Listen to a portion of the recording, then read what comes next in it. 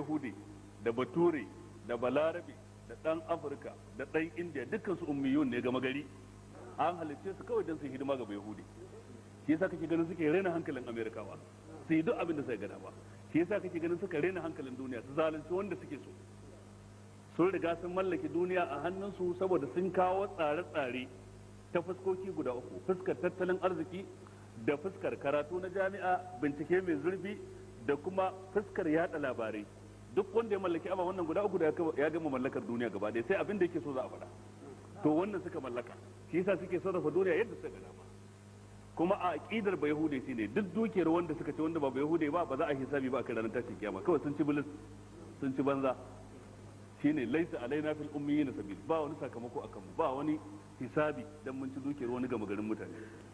Allah ya ce wa yaquluna ala allahi al-kadhiba wa hum ya'lamun, suna faɗin ƙarya su faɗa su jingina ma Allah alhali sun san ƙarya suke.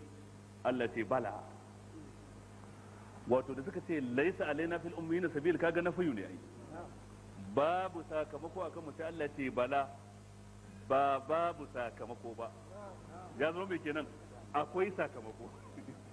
Domin ita bala ana zuwa da ita ne li nafiyin nafi, laraba suka ce nafiyin nafi kuma isbatun. Idan wani ya zo ce zaidu baya nan, sai wani ya zo ya ce ba haka bane, wanda ya ce zaidu baya nan me yayi? Kore zance yayi. Wanda ya ce ba haka bane me yayi?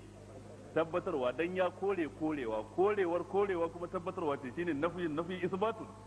Da suka ce laisa alaina fil ummiyina sabil, sai Allah ce bala, in ba haka bane ba, ma'ana alaikum sabil kenan. Man aufa bi ahdihi, dukkan wanda ya cika alkawali tsakanin shi da mutane ko tsakanin shi da ubangiji, wattaqa kuma ya tsare dokar Allah, fa inna Allah yuhibbul muttaqin, lalle Allah yana son masu takawa.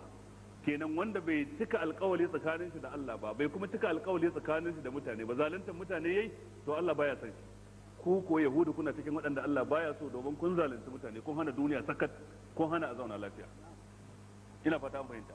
A takaice dai wannan aya tana ɗaya daga cikin ayoyin da suke nuna adalci na addinin musulunci. Ubangiji subhanahu wa ta'ala ya faɗa a cikin suratul ma'ida, ya nuna yahudu su suka fi kowa lalacewa. Kuma da an ce ahlul kitabi aka yi shiru, yahudu ne ke fara shiga kafin kirista. Allah ce la tajidanna ashaddan nasi adawatan lil ladzina amanu al yahuda wal ladzina ashraku. Waɗanda suka fi kowa adawa da mummunai sune yahudawa, sai kuma masu shirka. wala tajidanna aqrabahum mawaddatan lil ladzina amanu alladhina qalu inna nasara, waɗanda suke da dama wajen adawa da musulmai su ne kirista. Su adawar da suke wa addinin musulunci ba ta kai yadda yahudawa ke wa addinin musulunci ba. Yahudu sun kai ƙarshe ne.